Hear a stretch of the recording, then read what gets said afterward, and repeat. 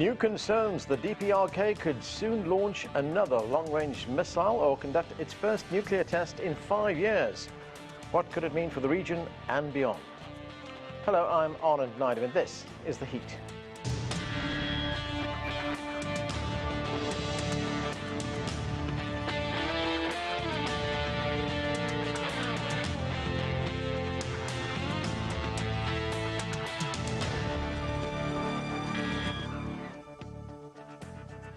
The rhetoric and testing are heating up on the Korean peninsula. Last month, the Democratic People's Republic of Korea tested a new type of intercontinental ballistic missile. Experts say the test demonstrates the weapon theoretically could have the ability to hit the continental United States. For its part, South Korea vows a strong deterrence against its neighbor. Well, there is much to talk about. Let's get to our panel. Becker is the Executive Director of the Answer Coalition and host of the Socialist program podcast. Rodger Becker is Stratfor's Senior Vice President for Strategic Analysis at RANE, a strategic consulting firm. Also with us is Victor Gar. He's Chair Professor at Soochow University. And Jenny Town is a Senior Fellow with the Stimson Center and the former Assistant Director at Johns Hopkins University's U.S. Korea Institute. Thank you, everyone, for being with us. Jenny Town, let me start with you. The United States says that the DPRK is ignoring offers of talks and that the DPRK could launch another long-range missile or conduct another nuclear test. And if it does, that'll be the first nuclear test that it's conducted in 5 years. And there's also been speculation that this might take place on April 15th, which marks the 110th anniversary of the founding of the DPRK, the birthday of the founder Kim Il-sung. So it's been raising tensions. What is your reading of the situation? Well, I think it's a little premature to say that North Korea is planning or preparing for a nuclear test, even though we have seen activity at the nuclear test site, that they are re-excavating into one of the unused test tunnels. But that doesn't necessarily mean that that's immediately what they're going to do, simply that they're creating options for themselves to be able to possibly do a test in the future. But I do think, North Korea's testing of its ICBMs, the last one, the controversy over it, whether it was the 15 or the 17, the unsuccessful test that they had, trying to figure out what went wrong in that test and how serious those technical problems were that made that test fail, I think does help dictate when we might see something from them again. So it's not just a political timeline that we're working with here, but a technical one as well. And we know that North Korea wants to prove its ICBM technology, especially this newer, larger ICBM that could potentially carry multiple warheads. We also know they want to launch a reconnaissance satellite, which may also, we don't know where in the development process they actually are with their reconnaissance satellite.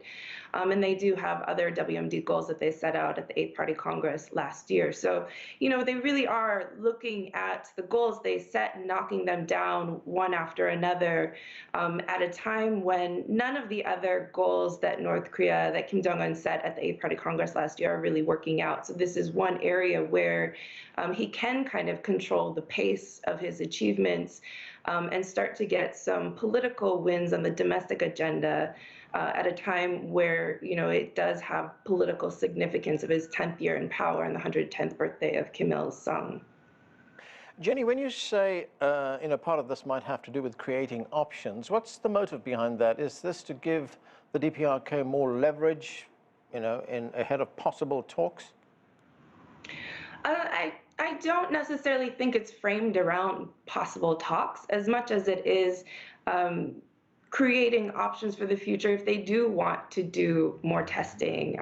The nuclear test site was demolished in 2018.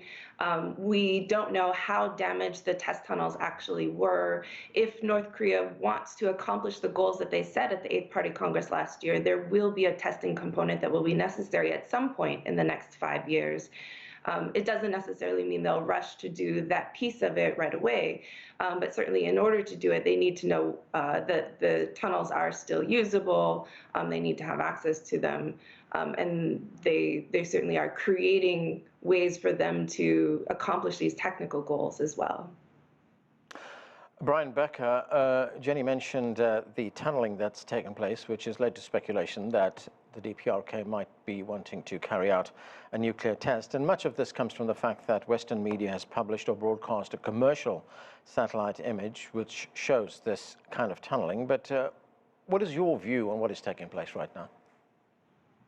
Well, let's go back to the self-imposed moratorium, which is now coming to an end, has come to an end really by the DPRK, the moratorium on ICBM tests and also nuclear weapons tests. And clearly there was a lot of hope, or at least a lot of potential that was lodged in the Singapore summit that took place in June 2018 between Kim Jong-un and President Trump, and then the second summit, which started on a hopeful note in Hanoi. That was in March 2019. The DPRK, and then of course it was basically shut down by the U.S. side. They gave the DPRK a take it or leave it ultimatum, knowing, I think, with certainty that the DPRK would not succumb to an ultimatum.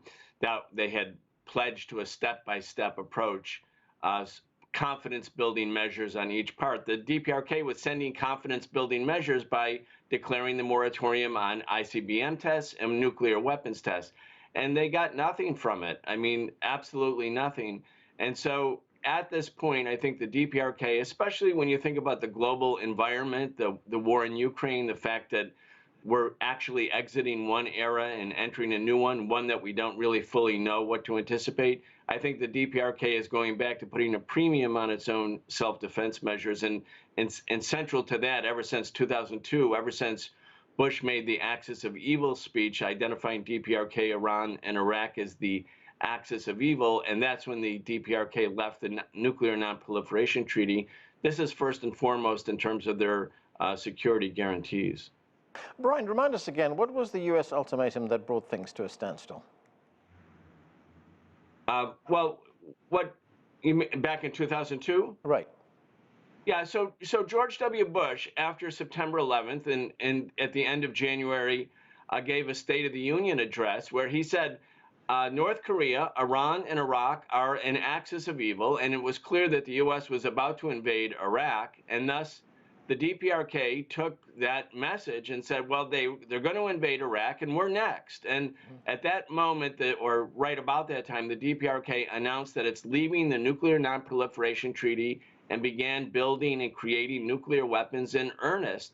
I think it was clear that the DPRK thought that the Bush administration and the neocon takeover of the U.S. foreign policy establishment meant they were next and they weren't going to succumb. They looked at Iraq and said, look, Iraq disarmed and they're going to be invaded. Yep. We're not going to disarm. In fact, we're going to get even bigger weapons. Right. Rodger Baker, welcome to the show. Great to have you with us. South Korea, of course, is a treaty ally of the United States and is under the protection of what the United States calls its nuclear umbrella. But there's been some tough words coming out of South Korea. The president-elect has vowed strong deterrence if there is a test, and he also wants the United States to deploy its nuclear bombers, its nuclear assets in the region. What do you think can be done now to lower tensions? Well, I think this is a real question of what is the perception of what the North Koreans are doing? How do the South Koreans want to reposition themselves? I think part of what we're hearing from Yoon is he really wants to separate himself from Moon. There is a view amongst the conservatives in South Korea that President Moon has been too appeasing to North Korea and has simply let North Korea ride. So we do see Yoon coming in and making these stronger statements, saying maybe let the United States bring nuclear weapons back to the peninsula, take a stronger role. I think Yoon is also positioning South Korea as trying to reestablish South Korea as an important or even more important partner to the United States than Japan. So there is some tension that goes there. What could lower the tension? Some of it's going to come from the choice of rhetoric and the choice of response. If North Korea decides to test a satellite, does the South Koreans or the Americans decide to portray that as just as an ICBM or as a dual-use technology? And what are those responses?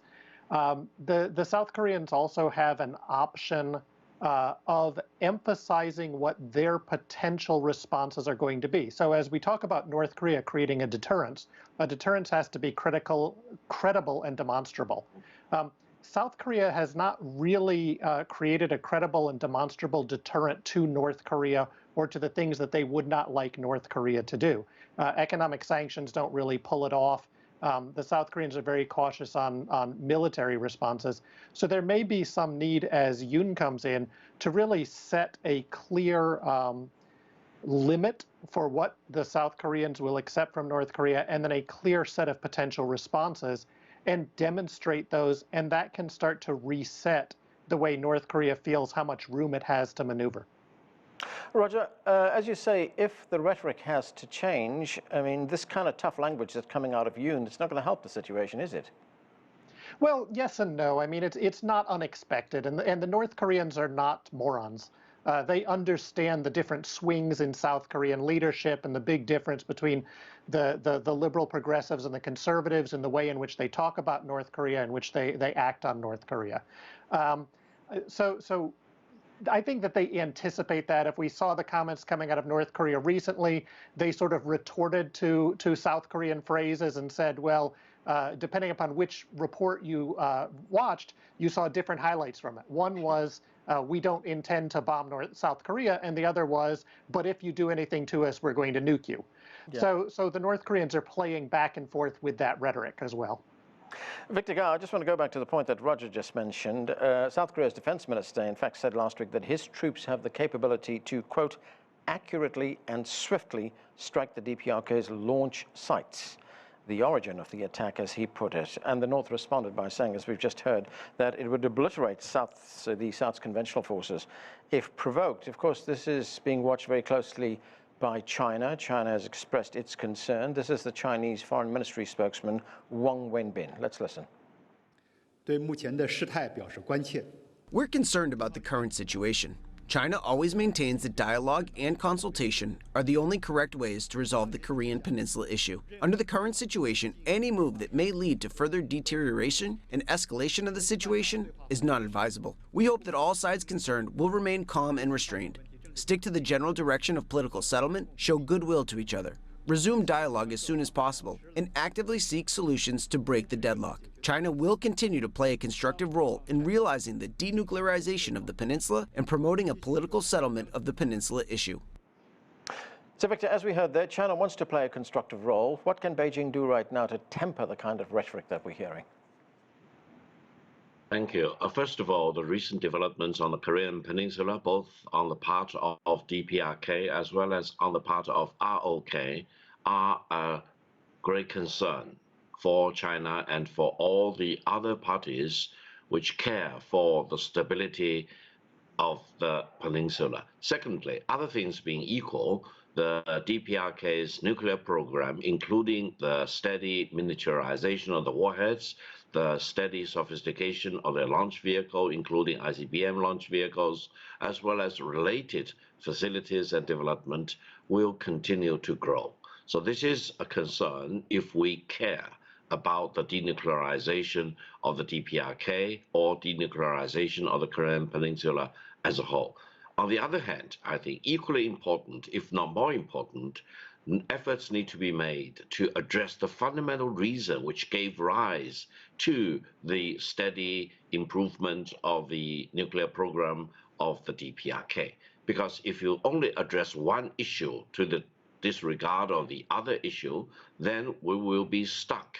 Now, other things being equal, the steady improvement of the nuclear program as a whole of the DPRK is really a great concern because it makes the task of denuclearization more and more difficult and more elusive. So to address the fundamental issues, to really achieve denuclearization, which is a noble goal for all of us, I think, we need to address the two issues at the same time. President Trump wanted to achieve denuclearization first before anything else, for example, listing of partial or the whole of sanctions against DPRK can be achieved. This failed miserably. This pushed the DPRK in the wrong direction of more entrenchment and more efforts to further sophisticate their nuclear program. So this is the time for wisdom and resources and visions to be demonstrated to bring about the real denuclearization and the elimination of all the concerns which gave rise to the DPRK's nuclear program. China can do a lot of work here, but the real party concerned, according to China's interpretation, is DPRK on the one hand and the United States, plus to a lesser degree, ROK on the other hand. China is ready to mediate. China did a lot of work during the six-party negotiations. China wants to do the same thing, if not more things, to facilitate the calming down and de-escalation of the tensions on the peninsula, and urging the United States and ROK on the one hand and DPRK on the other hand to re-engage with each other for negotiation. Jenny, the DPRK tested a new kind of intercontinental ballistic missile on March 24th. It appeared to be more powerful than the one that was tested 5 years ago.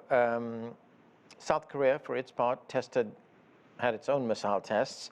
But this is how a senior national security official in Seoul saw this. Let's listen. North Korea's intercontinental ballistic missile launch is a serious challenge and an active threat against the Korean people's desire, the international community's demands, and related countries' efforts for the denuclearization and peace of the Korean peninsula. We strongly denounce North Korea for clearly violating the UN Security Council resolutions and breaking the moratorium on intercontinental ballistic missile testing that the country promised to the international community. So, Jenny, what can you tell us about this test and the capabilities of this particular type of missile? Well, I do think it's important to acknowledge that it's not the first ICBM they've ever tested, that there were 3 tests in 2017. And so they've had the capability to potentially reach the United States for a while now. The active testing, again, I think is a reflection of the political situation and the changing security dynamics in East Asia right now.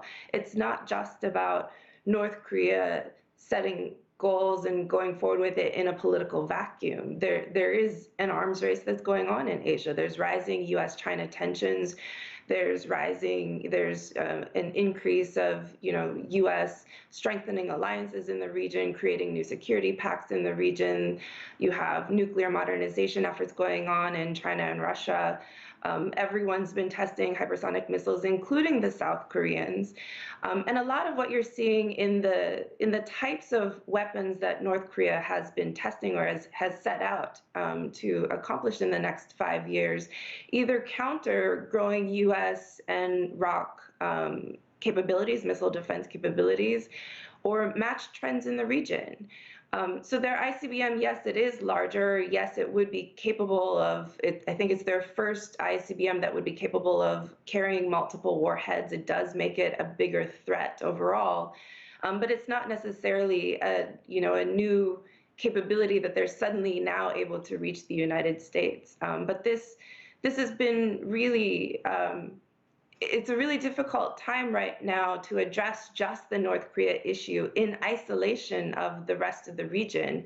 And as you mentioned before, South Korea is also testing missiles, SLBMs, new ballistic missiles, solid fuel engines, and launching satellites as well. So in this kind of environment where you have basically paralysis going on at the UN Security Council, you have rising tensions in the region and in U.S.-China relations and in the South China Sea and over Taiwan, it's really hard to imagine a situation where North Korea suddenly will come to the table, will suddenly change its mind, put limits on its own weapons development while the rest of the region is ramping up. So if we really want to address this, I think we need to start looking at, risk reduction, tension reductions in the region as a whole, not just about North Korea's denuclearization.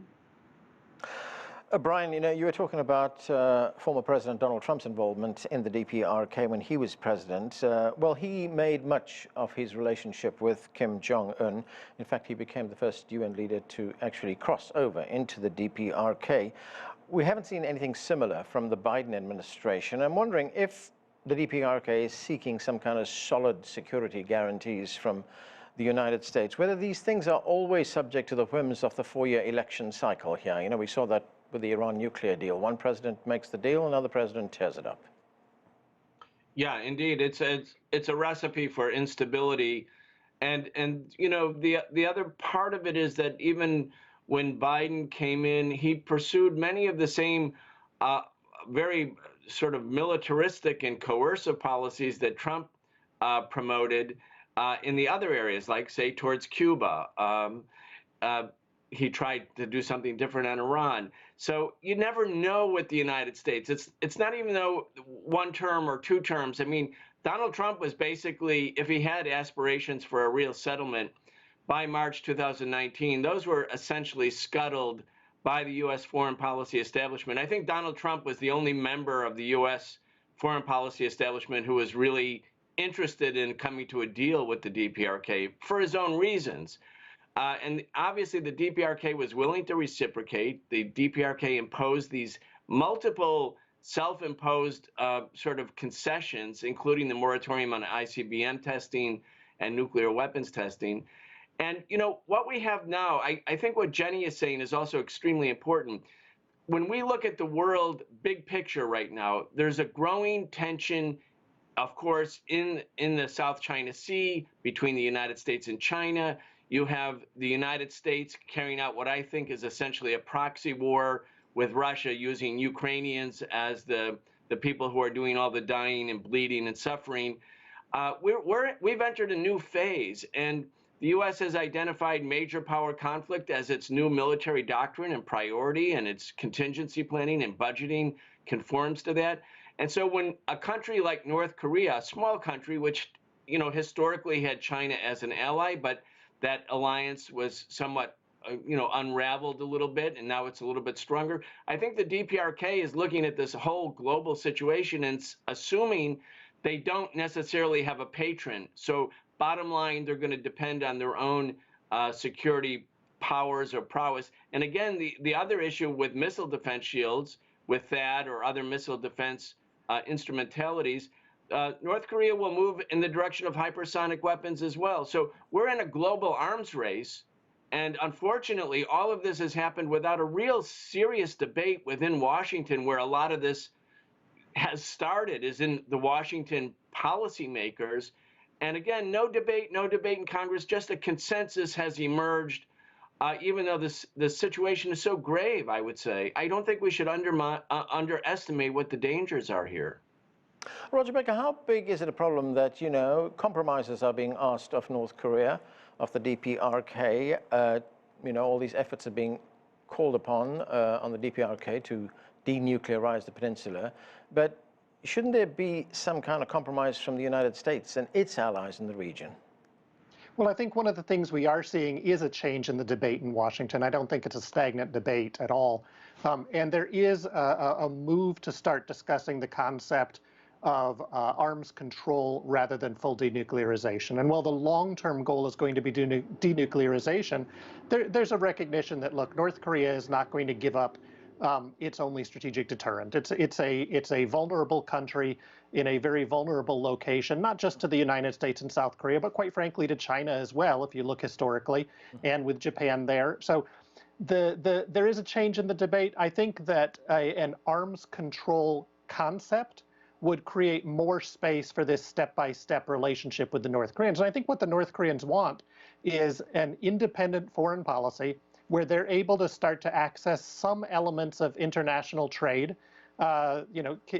Kim Jong-un has tried to mirror his grandfather, and he really does want to match military development and strength, which he thinks is necessary, with economic strength. Revive his grandfather's a tile roof on every house kind of policy. And that in the long run is going to require some elements of give and take by both sides to be effective. Victor Gao, President Xi Jinping of China, he has said that China is willing to work with all parties to uphold a political settlement in the peninsula. From China's point of view, what does that settlement look like? Well, I think that vision involves two dimensions or two aspects to it.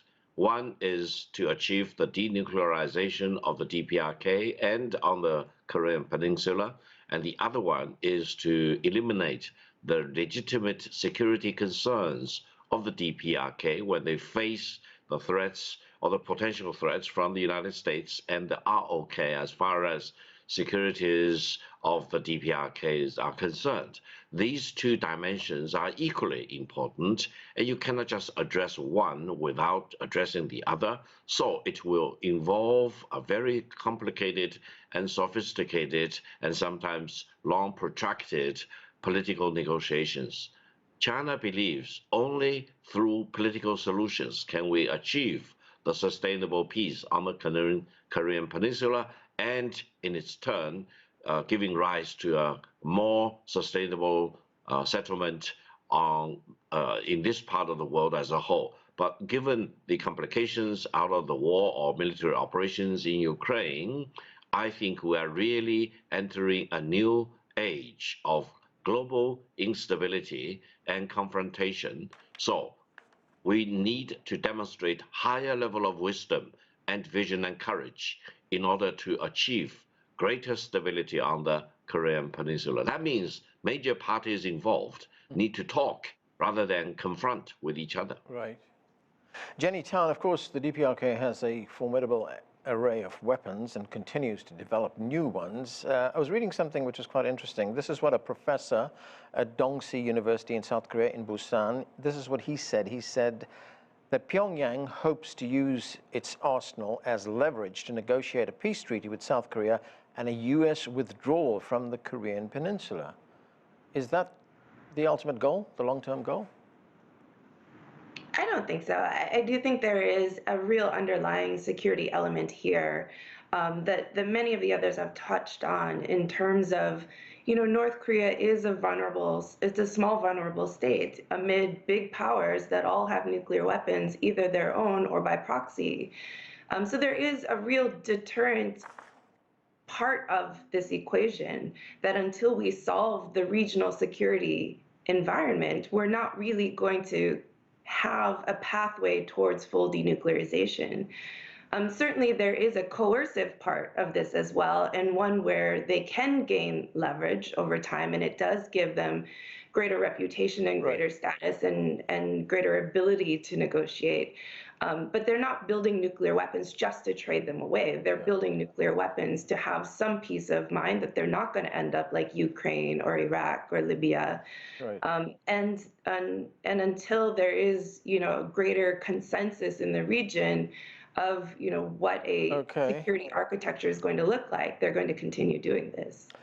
Okay, and that's where we have to leave it. We have run out of time. That is it for this edition of The Heat. Thanks to all of you for being with us. I'm Anand Naidu in Washington, D.C. Thanks for watching.